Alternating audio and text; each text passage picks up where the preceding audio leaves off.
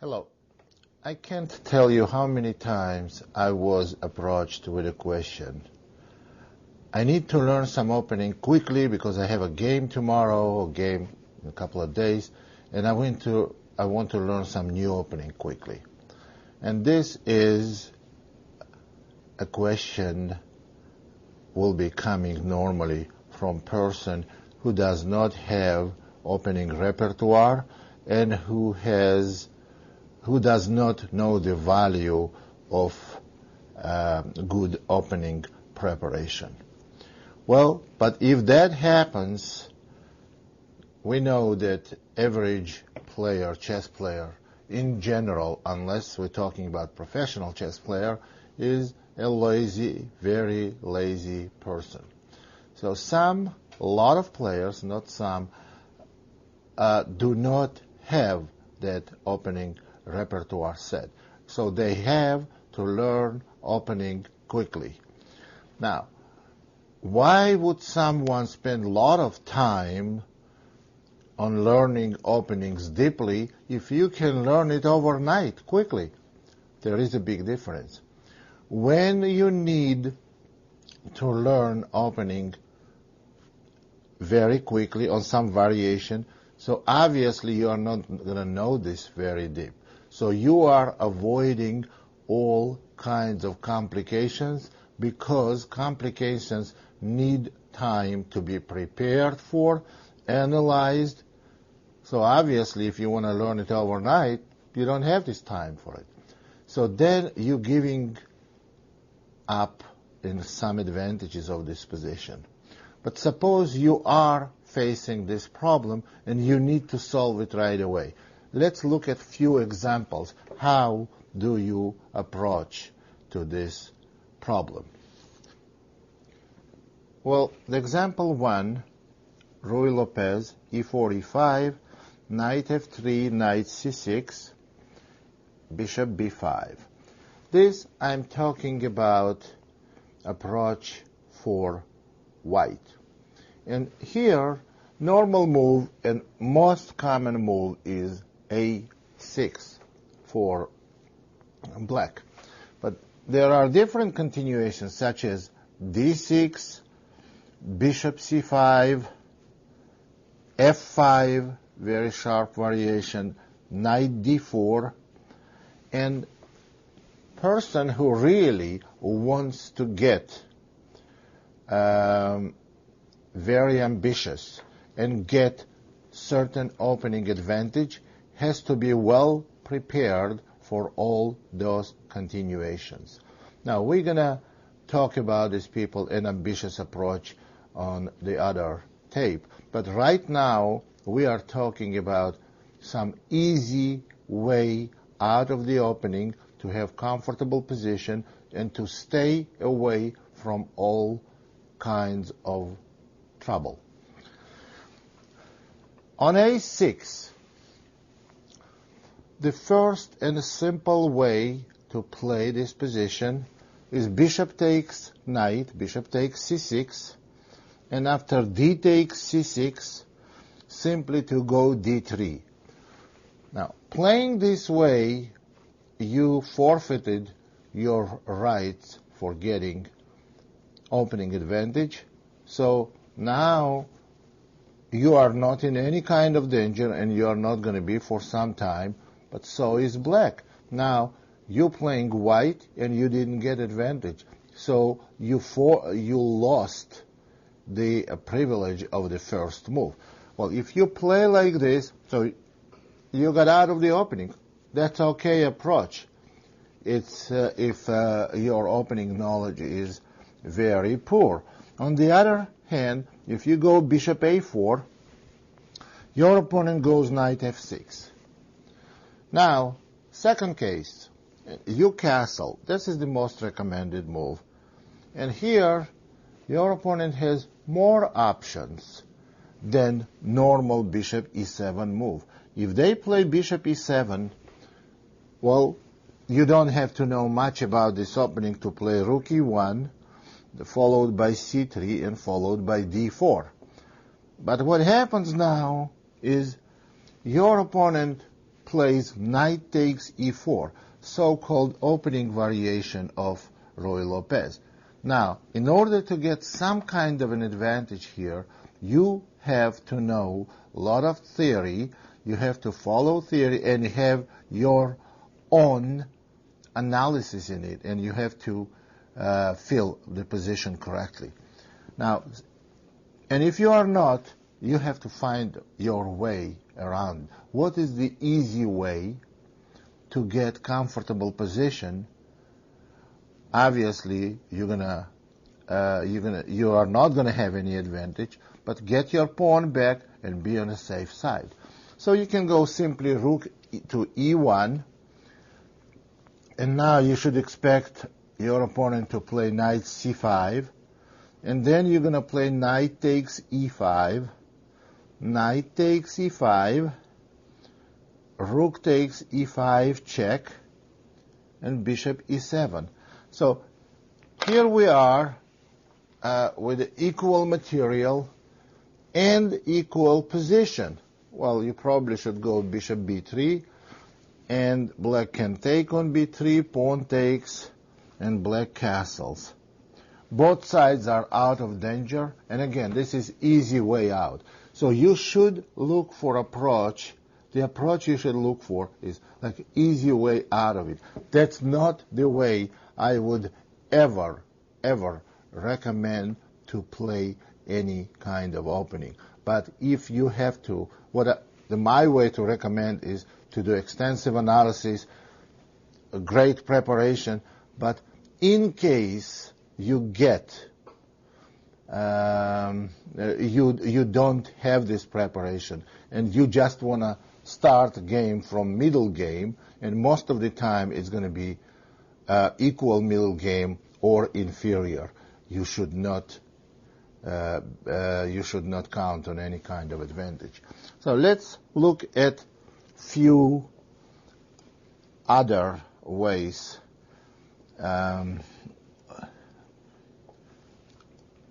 to approach the opening.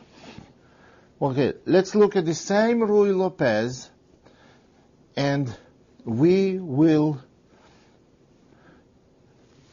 look at f5 move. Now this is a very sharp variation for black. Now if white plays correctly, they're gonna get certain advantage.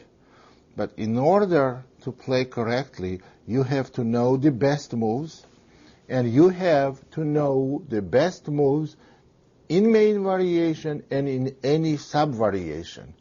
That's what you call intelligent approach to the opening and good opening preparation. And again, you don't have it. What do we do here? There are two ways to play this opening after f5, two ways to look at it.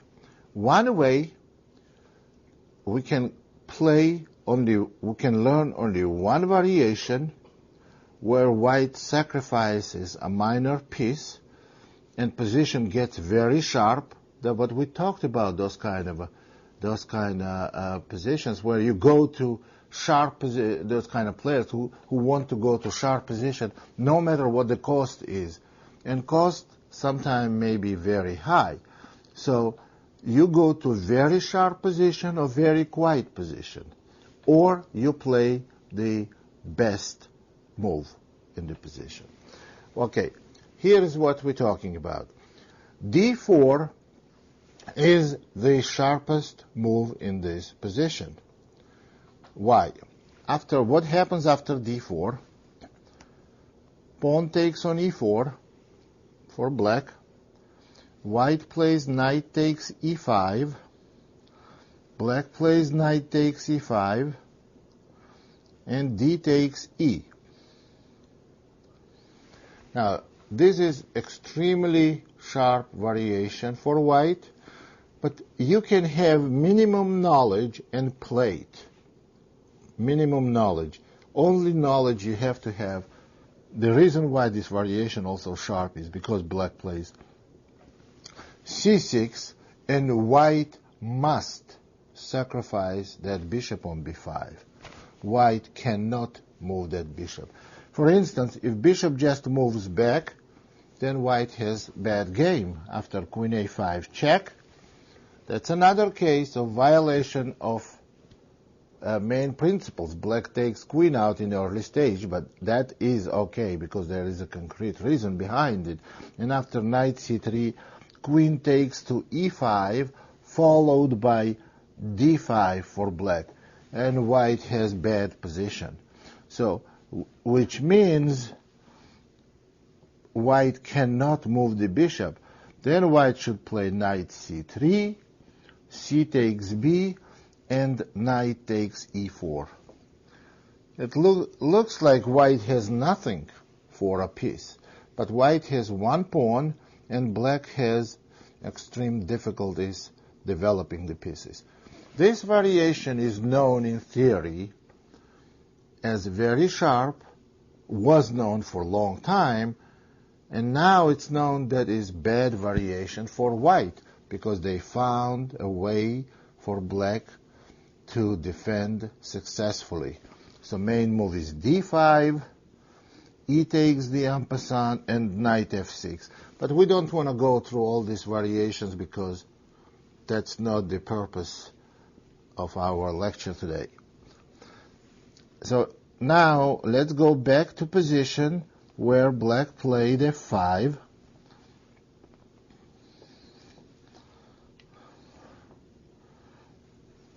And so you saw one option, d4. Then you get to very complicated and very sharp position. It's for one type of players. For people who don't want any part of it, they just want to get out of the opening and have reasonably stable position. Then you go d3 for those players. Then you go just simply d3, and when black takes on e4, you take back on e4, and you have stable position, and that's how it's going to be. You are not going to have any advantage. Well, with a knight on g8 here.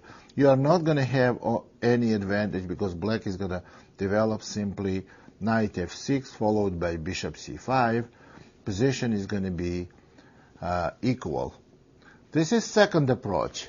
The third approach is for people who know the modern theory and who know what the best moves are in this position and how to fight for advantage. And they don't need to they don't need me to tell them anything what to do in this opening. So I just gave you, that wasn't about Ruy Lopez, and that wasn't about some concrete variation. This was about the way we look at certain position, and you have to have a sense when game may become very sharp, and if you are not comfortable with it and you don't know much about this variation, you must find an easy way out of it. Well, I've been studying openings and doing research in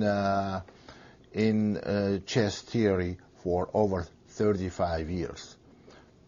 And even I, sometimes when I play, I get into the twilight zone. I get in twilight zone, and which means that I get somewhere that position is not very familiar to me. And I don't, well then obviously I take the easy way out. I stay away from complications because it's not going to be the fair battle. If I play some variations and I don't know the consequences of it, and my opponent is well prepared, I don't want to get in there. It doesn't happen very often, once in a great while, but but I spent that much time in studying opening theory. But if you get somewhere, if you find something that you don't like and may get very sharp, quickly get out of there. One example we want to look at is Queen's Gambit declined, which normally is considered as quiet opening. But after d4, d5, c4, e6, knight c3, black plays c5.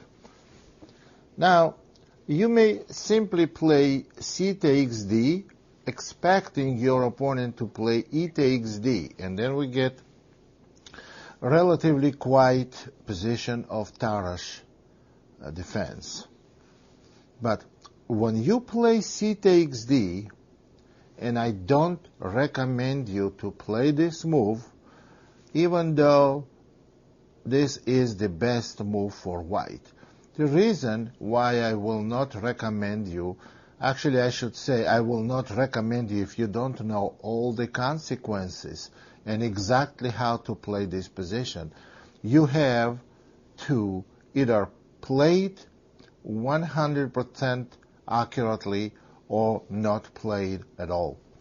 After c takes d, your opponent may play c takes d.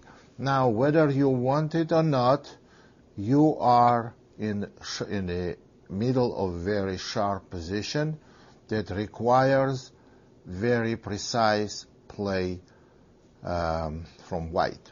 Queen takes d4, knight c6, attacking white's queen, and obviously queen has to move, since if pawn takes knight, black will take white's queen.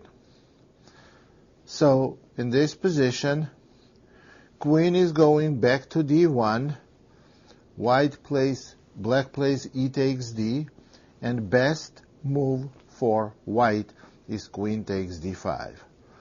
Now, we talked about it on our other tapes that it's not a good idea to develop your queen in early stage. In this position, we did not just develop the queen in early stage for white. We made 3 moves with this queen. After queen takes d5, black will play bishop d7. This position still favors white, but then you have to learn a lot of sub-variations, how to continues, because if white does not play correctly, they can quickly get in trouble. Let me give you a quick example. Knight f3, knight f6, queen d1. I'm making so far the best moves for white. Now black plays bishop c5, e3, queen e7, bishop e2, and now black castles long. And when you castle with white, black can go g5. Now here black is trying quickly organize attack on your king, and if you don't defend correctly, you may be in a very, very difficult situation. So 2 choices you have: either learn it to details or don't enter it at all. So that's why the second option, I would recommend what you're going to do when this happens, and if you don't want to enter it. It's again all this tape and all these ideas I'm developing in for you lazy players, and we have a lot of you here.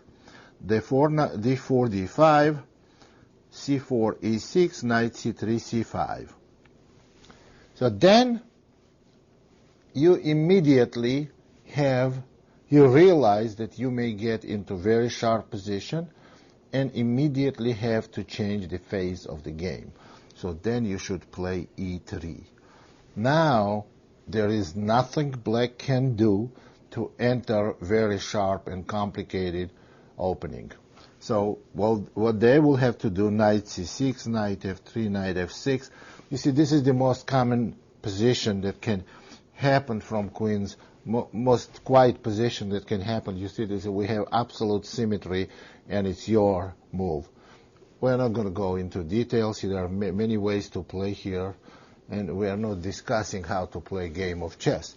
So the topic is how to avoid complications in the openings that you are not prepared for. Next example we look at for black. It's a Caro-Kann defense. E4, C6, D4, D5. Now, if you play Caro-Kann defense, you have to be prepared for some variation, at least one variation that you intend to play. But not to know any variation and play the some openings, this is very bad. You have to be aiming for some variations. If you don't know any variations, you then learn first and play later. So, but you know some variation you are aiming for, and it does not happen. For example, knight c3, that's the most common move in this position. D takes E, knight takes E4, and your opponent plays here knight f6. Actually, you play knight f6 or knight d7, and you are black. Now, we're talking from black perspective. So your idea is to go knight f6, then exchange knight, and then go e6, bishop d6, and c5. That's all you know about Caro-Kann, and that's what you are expecting. And now your opponent is going to do something that you are not prepared for. Suppose they go knight f3, knight f6, knight takes f6, knight takes f6, and knight e5. What's the purpose of this move, knight e5? Well, if in this position white does not play knight e5, what black wants to do to develop light square bishop either to f5 or to g4. And after that, black will play e6, develop dark square bishop and castle. That's all you know. And here your opponent plays knight e5 move, and you should realize that if you develop bishop f5 like you originally planned, which may be okay, you're going to enter to extremely sharp variation, and you don't want it. Well, unless you're prepared, and let me show you how quickly you can find yourself in trouble. After bishop f5, bishop c4, attacking f7 square. Obviously, you're going to go e6 because there is no other move I can imagine you will play. e6, and now your opponent goes g4, attacking the bishop, and you see that your bishop is in trouble. Because if you go bishop g6, white will go h4, threatening h5. And you cannot prepare escape square to h7 because after h6, if you play h6, white is going to play knight takes g6. And black has totally ruined pawn structure. So then what you're going to do? Then you will try to escape to e4. And after f3, bishop d5. But then white is going to play bishop d3. And you will see there is another way bishop can get in trouble because of the c4 move. And you are seriously going to be experiencing big problems. Well, if you don't know all the variations here, very sharp variations, you should know at least one thing. You should recognize that bishop f5, you may get to unknown position after bishop c4 and g4. Because if you don't notice that, then no one can help you. Then you're going to find yourself there, and you are on your own. which is a bad idea. So what you're going to do here, after knight e5, you should realize if your opponent plays move like knight e5, what is the point of it? Knight is already developed. He has other pieces to develop, white, and he plays instead developed piece. That doesn't make sense, but there is a reason behind it. The reason is that it aimed against bishop f5, bishop c4. That's what we just looked at on i6 g4. So what should we do here? The best move is bishop e6 in this position. But suppose, and to develop a dark square bishop through g7, but suppose you don't know about it, and you are strongly against blocking your dark square bishop to being developed naturally. Well, that's okay if you don't know the right move, and if you don't find it, that's okay. There are other ways. The main point here to realize that you don't want to play bishop f5. So what you can do, you can play knight d7. Try to eliminate that knight from e5. Or you can go e6. You will get slightly inferior position, but you're going to be safe. And as far as bishop on c8 goes, you will later on develop by playing bishop d6, c5, and b6 and bishop b7. That's a way to play, and it's not such a bad way to play. So the main point here I want to make is not what move to make. You can easily figure out which move to make if you recognize the danger. The danger is that white wants to play bishop c4, and you have to be prepared for it. And then you will play e6. But of course the best is to be sufficiently prepared for this opening variation and make competitive move bishop e6, and after bishop e2, g6, castle, bishop g7, followed by c5, castling for black, and c5, and black has relatively good position. They have good position here. But the main point here that black has to avoid those complicated bad variations. Another example I'm going to show you. This is very interesting. Also, Caro-Kann, e4, c6, d4, d5, knight c3, d takes e, knight takes e4, and knight d7. Here is another way white can play that can make you think.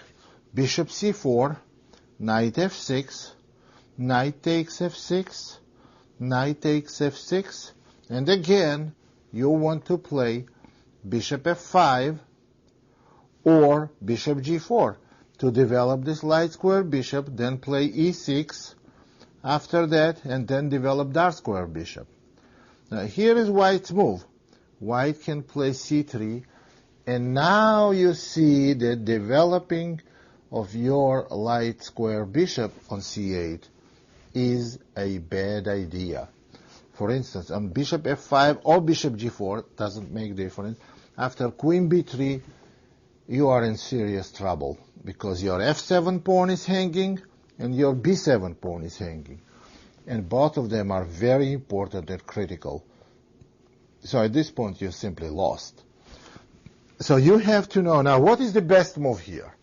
The best move is queen c7.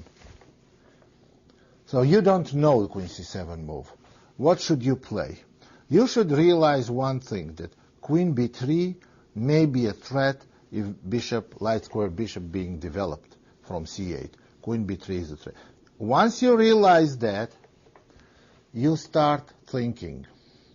Of course, if you watch this tape and that this problem occurs in your game, then now I'm going to tell you what the best move is, and you're only going to play best move. But there are millions of these continuations in the whole opening theory. We cannot go through all these problems now. So I am going to teach you the way of thinking. The way of thinking. So this way of thinking will be applicable for every one of these problems you may have. So you see that queen b3 on bishop f5 is going to be queen b3. So now, let's see. What should I do as black? I need to develop, and I cannot lose a pawn. But on the other hand, I need to... Should I go e6 and then c5 later on? Oh, yes, that's not a bad idea. That's good. Should I go g6?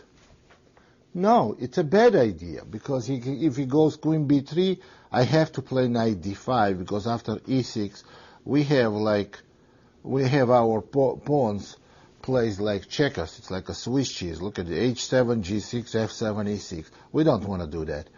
So, what is the best way to do? The best move, I'm telling you now, is queen c7, because that stops white bishop developing on f4, and also prepares black's light square bishop to be developed on f5. Okay? And this way, you are not afraid of queen b3 because you're going to go e6. Now, if white does play queen b3, now you're going to go e6. And now queen on b3 is not placed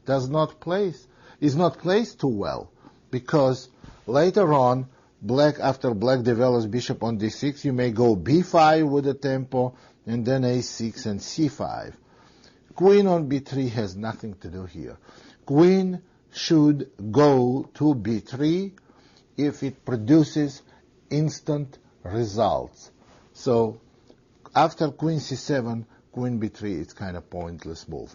So that's how you think about it. So you know, once white plays c3, you realize that bishop f5 is bad because of queen b3, and you take it from then, and you use your best judgment.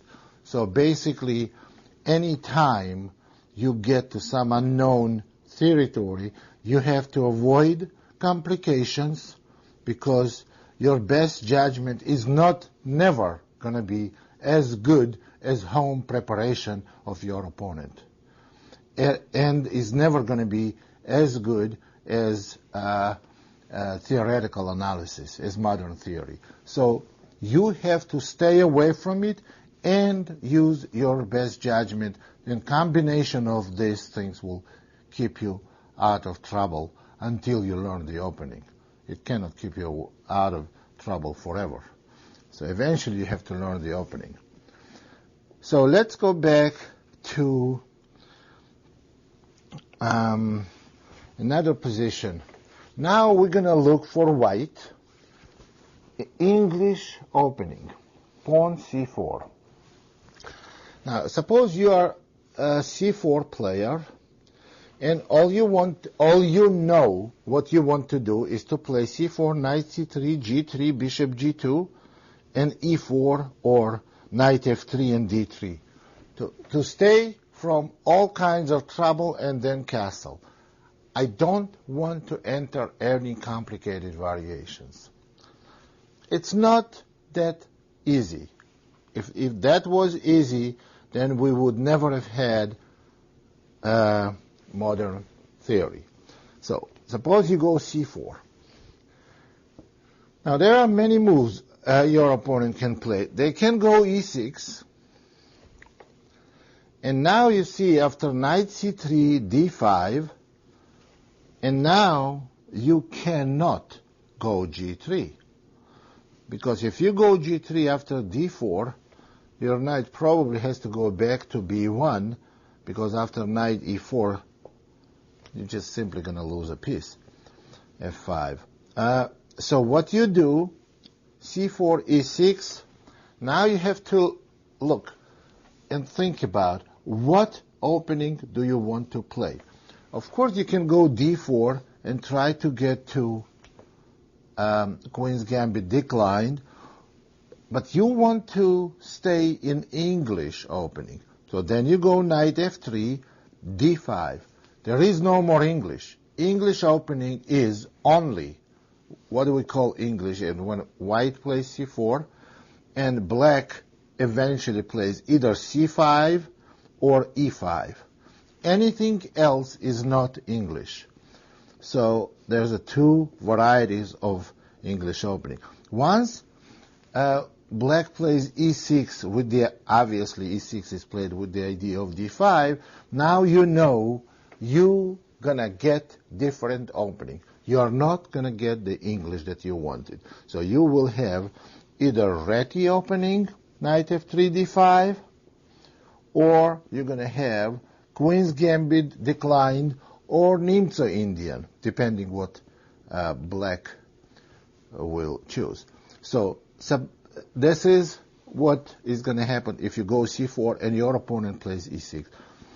So you know you're not going to see English then. But suppose they do play e5. Okay, now you go knight c3, that's what you expected.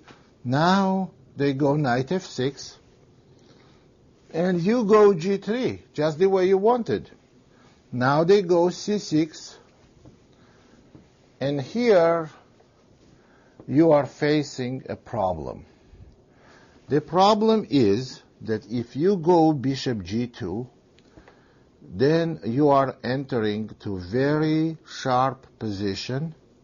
You have to enter sharp position, because if you don't, then you will have inferior, maybe quiet position, but very inferior for the white. On bishop g2, there is d5, c takes d, c takes d. And this position is not good for white unless they try to win a pawn. Queen b3 move wins a pawn. But this is very complicated and is not good for white. But if you don't do that, you're going to have worse position, because black wants to go d4, and you're going to move your knight from c3 and lose another tempo. If you play d4, you're also going to have inferior position, because e takes d, queen takes d4, and this is simply bad position for white, because knight c6, and after queen a4, d4, it's extremely uncomfortable for white. We don't want to go into details. Just take my word for it. And if you want further analysis, you can do it by yourself or with your chess playing program, or just look at some theoretical variations, theoretical book. So what you're going to have to do here, then you will have to play queen b3, and black has number of very good continuations. The best, I think, is knight c6. Now you have to take on d5, otherwise queen b3 cannot be justified, and black is going to go d4, and after you take on d5, knight d4, knight takes f6 check, queen takes f6. This position is very, very uncomfortable for white. Queen d1 is forced move, and now bishop f5, threatening knight c2 check, and after d3, rook c8, again threatening knight c2 check. King has to move to f1, and black plays bishop c5. You don't want to have an extra pawn when all your pieces are undeveloped and king moved and whole king side is frozen. You don't want to play this position. So, which means if position happens on the board and you don't want this complication, especially it's easier, much easier, and a much better reason to avoid these complications after c4, e5, knight c3, knight f6, g3, c6. Now, if you go, when your opponent plays c6, you know they want to go d5. Now, if you play bishop g2, you cannot just quickly play bishop g2 and that's it. If you go bishop g2, before you go bishop g2, you know your opponent is going to go d5. And then what do you have in mind? From here, you think, if I go bishop g2, he's going to go d5. What am I going to do then? I don't like this position. So, okay, then you have to find easy way out of it. Try to keep small advantage if you can. If you cannot, then at least get out of the complications. One move, and the best move in this position, is knight f3. Now, this way I'm preventing black to go d5 because e5 pawn hangs. And if he goes e4, I may go knight d4, and after d5, I may take on d5 and play bishop g2. At least this is going to be simple position. At least I'm not in danger. And the other way to play this position, you have to make sure that black doesn't go d5 and totally dominate the center. The other move you can make in this position is to go d4, and after ed, queen takes d4, and on d5, cd, or bishop g2 simply. This is acceptable position, quiet position, maybe even with a slight advantage for white. And there is a third way. Third way is it is little unorthodox way to play this position. It's queen a4. You see, this is a little bit weird looking move. This way you stop d5 because after cd, black cannot recapture cd because of the c pawn being pinned. So this is the third way. But you have to keep in mind that you cannot let black play d5 and then just be in charge of a center here. So knight f3 is one way, d4 is the other way, queen a4 is the third way. Unless you go bishop g2 and allow d5 and go for this complicated variation. As far as I know, it's not good for white. If you have different opinion and you enter it purposely, then good luck to you, but that's not something I would recommend. So what you do is you have to realize that there is a danger to get to unknown position, complicated position, and you know that you are inferior there because you are not prepared and your opponent is prepared. So that should ring the bell. So that's another case. Well, let's look at another English. c4, c5. Okay, now as I said, I want to play knight c3, g3, bishop g2, knight f3, and castle. That's very nice, if I can do all this. And most of the time, you can do all this. But there are cases where you have to do whatever you want to do very carefully. Knight c3, knight c6. Suppose you go g3. And your opponent goes knight f6. Or even e6. Well, knight f6 is fine. Bishop g2. They go e6. Now knight f3. And they go d5. Now you know what you're going to do. Suppose you have to take. You don't want a castle because you're going to have inferior position. After d4, probably your best square is to go to b1.